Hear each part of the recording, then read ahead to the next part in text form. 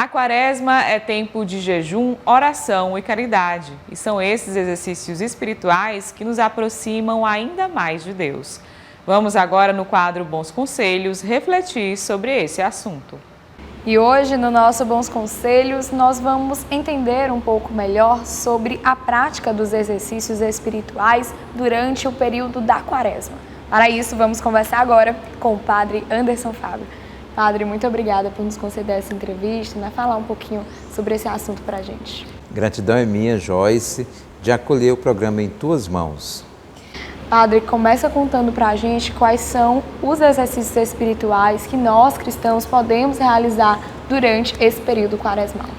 Durante o período quaresmal, nós somos chamados, de modo muito específico, à oração, o jejum e a caridade. São esses três pilares que sempre fizeram parte, desde os apóstolos e a igreja primitiva, e chegou até nós hoje. Então, esses três pilares, eles fazem parte dos exercícios espirituais. De modo específico, a oração, o jejum e a caridade. E como nós podemos manter o foco e a disciplina espiritual, especialmente quando vivemos distrações, ou momentos de dificuldade? Para manter o foco, Joyce, é necessário manter a fé acesa. A palavra de Deus, ela nos afirma claramente que pela fé nós podemos agradar a Deus. Da mesma forma que sem fé é impossível se agradar a Deus. De tal modo que se você perder o foco através da fé, você retoma novamente, principalmente através da oração. Ou seja, a oração é a forma que nós temos mais fácil, feliz, útil, da gente poder estar em contato com o nosso Deus, que nos ama. Ele mesmo deseja se encontrar com cada um de nós no dia a dia, no cotidiano da vida, através da oração. Perder o foco, retomar novamente, perceber onde você se perdeu, a fim de retomar a caminhada de vida espiritual com o Senhor. E como nós podemos então nos engajar nessas obras de caridade e serviço aos outros como parte dos nossos exercícios espirituais?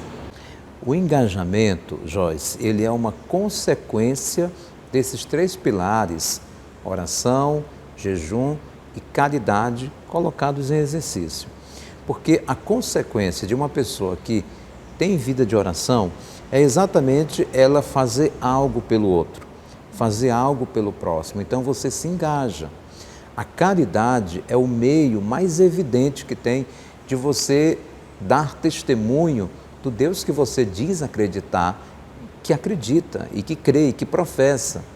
Por isso é tão necessário poder enxergar o outro, a capacidade de enxergar o outro. Quanto mais eu enxergo o outro, mais eu enxergo Deus.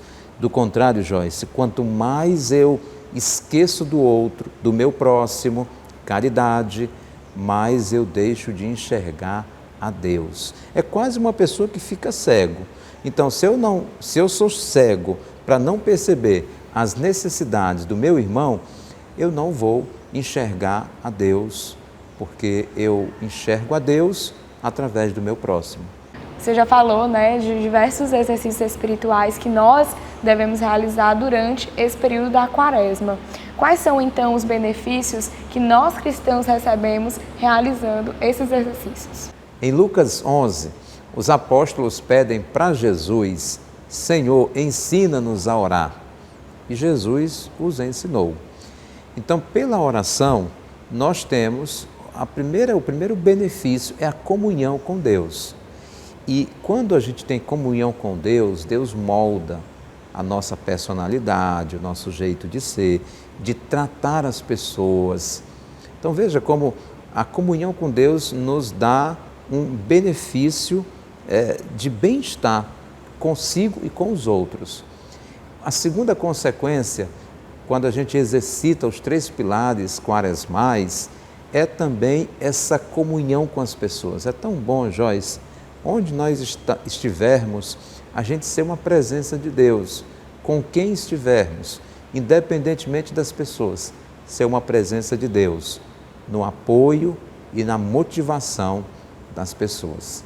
Foi interessante o senhor falar, né, sobre a família. Como nós devemos, então, incluir a nossa família dentro desses exercícios espirituais que antecedem a Páscoa do Senhor? No exercício, no primeiro pilar da oração, nós podemos incluir a família convidando a família para participar da missa. Olha que coisa linda. Por exemplo, no domingo, há famílias que se reúnem e vai participar da missa na sua comunidade.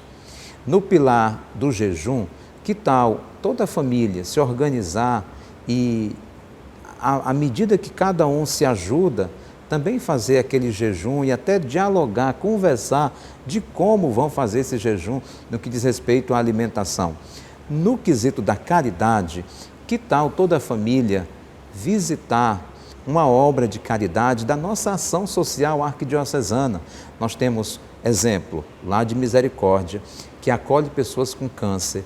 Nós temos também outras realidades. Você pode muito bem reunir a sua família, entrar em contato com uma dessas casas, fazer um agendamento prévio e vai lá com toda a família visitar aquela instituição de caridade.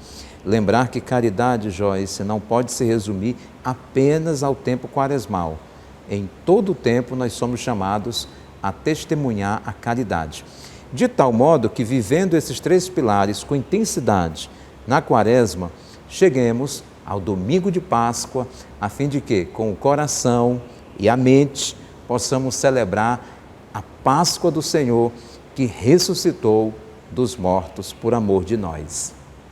Gostaria então, Padre, de agradecer a sua participação aqui mais uma vez no programa Em Tuas Mãos, por esclarecer para a gente, né, sobre esse assunto, essa temática que é tão importante, tão necessária para a nossa igreja, para nós enquanto cristãos.